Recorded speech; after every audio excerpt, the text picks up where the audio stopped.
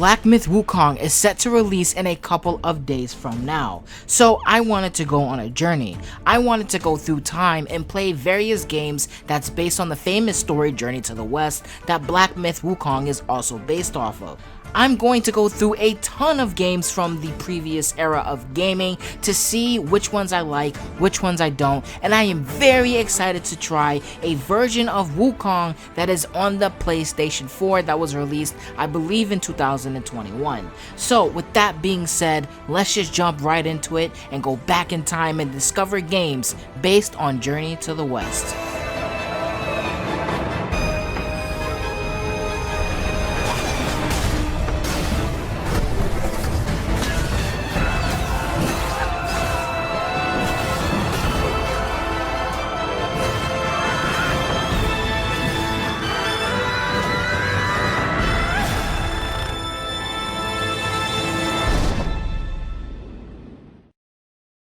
Ganso Sayuki Super Monkey was released in 1986. By 1986, Journey to the West was extremely popular in China and around the world. There have been several movies about Journey to the West, which means this game had a lot of hype. Now there was another game that's also on this list that I talk about, but in terms of a true adaptation of the story, this is the very first game. So this game was, of course, incredible, right? Right? Wait, is this it? Is this the game? Where the hell? What the fuck do I have to? Well, not exactly. You see, this game is an adventure game that obviously had a lot of effort put into it, especially given the year it was released, but it's far from good in my opinion. Sometimes the controls are unresponsive in the overworld and battling is pretty weird, but I honestly have to say a part of me enjoyed my time. Going in blind, it is a true adventure game. You have no idea what to do or where to go, which gives this game a uniqueness. To progress, you have to find a tiny spot on a rather huge map that lets you go to the next level. Alright, oh shit! Oh shit! It only took me 40 minutes to find this one spot! What the fuck? You have to walk endlessly trying to find this spot on the map, and along the way you fight enemies that pop up at random. I'm not gonna lie, I'm kind of not having fun with this right now. It just feels like I'm just going in one direction, just hoping for something to happen. It's pretty cool because, like, I don't know what to do or where to go, but at the same time, oh, shit, okay. And also these battles, it feels like it just ends abruptly, like I'm hitting shit and then shit just ends.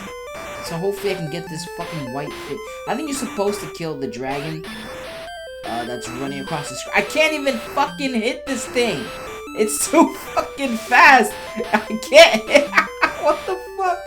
Alright, there it is. And it just ends. Like, why does it just end? Oh my god, bro. I need to look up like a guide or some shit. It's a true adventure game that is immersive. You are on this journey to the west, searching for a way forward on this huge map. Now, it's not a good game, but on some level, it's very enjoyable, especially if you want a true experience of Journey to the West. And guess what? I'll never play this again.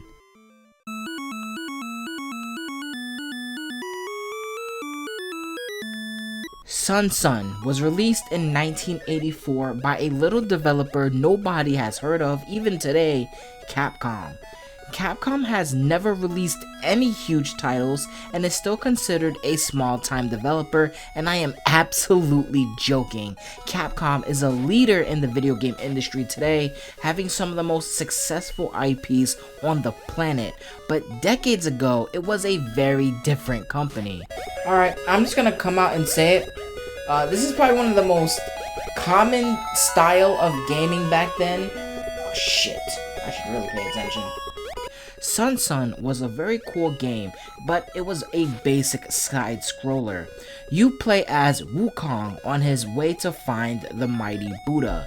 Now, a lot of games back then copied off each other, and looking at this game, it's no different, and I'm sure you've seen a ton of video games that look exactly like this, but with a slightly different aesthetic. So I really don't have much to say about it. However, this game did get a sequel. Sunson 2 was released in 1989 and is, well, an extremely good game to me. Like, it's actually fun. 10 out of 10 IGN. Next, we have probably my favorite game on this list, fucking Cloudmaster. Cloudmaster is an extremely unforgiving video game. This game is so tough. It's a side scroller, a simple formula that, again, many other games used, and this game is, of course, extremely punishing. This game's difficulty is very high. It took me about 40 minutes to beat the very level. You get hit once, just once, and it's back to the beginning of the level. And bosses are the fucking worst. When you die at a boss, it's back to the start of the level. And no, fake Zeus over here isn't the boss of the first level, it's this fucking thing. An extremely hard enemy because it spews so much vomit on the screen that it's very hard to dodge, and it has a very tiny hitbox to damage it. Alright gamers, here, what am I supposed to do? What am I supposed to? I died again and again and again and again. At first, it wasn't enjoyable. In fact, it was just very frustrating. But this game does something a game hasn't made me feel in a long time. If you do well at this game, it makes you feel like a god. You get crazy new abilities, and auto fire so you can hold down the button instead of mashing it. You get fire powers, the ability to rain down bombs. After dying a million times, I went on a run of a lifetime, and it made me feel incredible. Yo, honestly, these power-ups make me fucking unstoppable, bro. Like, they can't even get, like, on the screen for more than 5 Bro, this game is easy now. What the fuck? I'm not gonna lie, like, I'm dodging really close. What are these things? Books? Yo. Oh shit, there's the boss. A mini boss. Fuck! Yo, let's go! Let's fucking go! And that's what games back then did. That's why they were so difficult. Because when you overcome these hard ass challenges, it makes you want to put another quarter in the machine because it makes you feel good. I love this game. S tier. The next game on this list is Legend of Wukong that was released in 1996. Legend of Wukong was an adventure RPG that, unlike the other games on this list, had a unique twist to the Journey to the West story.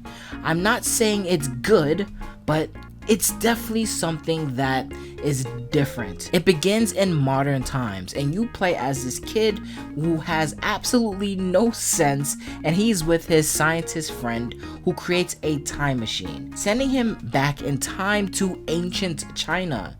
It's a typical RPG like Mother or the Legacy of Goku games. You get in a random encounter and fights. Now, I'll be honest, I spent about, 30 or so minutes playing these games, and I did not get the full experience of this game because, of course, it's an RPG. You have to walk around, talk to people, try to progress in the story, and I kind of just spent my time, talking to strangers and fighting and getting to these random encounters. But for what it is, I can tell this game has potential to be great, and I will be returning to this game in the future because it absolutely has my interest. And finally we get to this point, a Journey to the West game that is on the PS4. Now, some of the games I've played on this list were actually kind of good, but let's be honest, they kind of copied off other games, which a lot of video games did in the retro era of gaming. Gaming was still in its infancy, so they kind of had an excuse when it comes to creative visions. However, now that we have a game on PS4, we can finally play a unique game that's based on Journey to the West. I'm really excited for this, and it's just Crash Bandicoot. I'm not gonna lie, this kind of hurt me. My inspiration for this video is because I saw that they had a game based off Journey to the West called Wukong on the PS4, so I definitely actually really wanted to play it. But it turns out it's just Crash Bandicoot, but a worse version. You could do everything that Crash could pretty much do. You can jump on enemies, you can spin, and collect apples, but they're not apples, they're these coin shits. I don't fucking know. It's really upsetting that it's exactly like Crash Bandicoot. But you do have a new mechanic, which is this staff. You use the staff to actually get items that are out of reach. Alright, I'm gonna be real with you. Crash Bandicoot, I played all of the games, and those games are actually very difficult. But after 40 minutes of playing Wukong, I saw 0 increase in difficulty, which makes me ask, who exactly is this game made for? The mascot era of video games is over and done with. It's kind of sad that they're still trying to follow this trend all these years later, but it's so easy that Crash fans wouldn't even enjoy this. Like, seriously, this game was a complete lullaby to me, and I wanted to, you know, go to sleep because of it. Now, this game is very cheap on PlayStation. If you actually join PS Plus, you can get the premium, and this game comes with that premium, so literally anybody could play it, and it's like $2 on PSN, so yeah, I wasn't expecting quality, but I was expecting something that's unique. However, I do have faith in this game. I believe that at some point in this game's gameplay, it will actually become challenging. One of the reasons why I love the Crash Bandicoot games is that they are actually difficult, right? You actually have to, you know, have timing, correct jumps. This game is the most easiest timing I've ever seen in my life. But I have hope. I'm gonna return to this game, and I'm gonna keep playing, and hopefully it gets better. But with that being said, that is the end of this video. I hope you enjoyed this very long walk down memory lane, playing all these retro games with me. And I'm gonna be out of here. Deuces.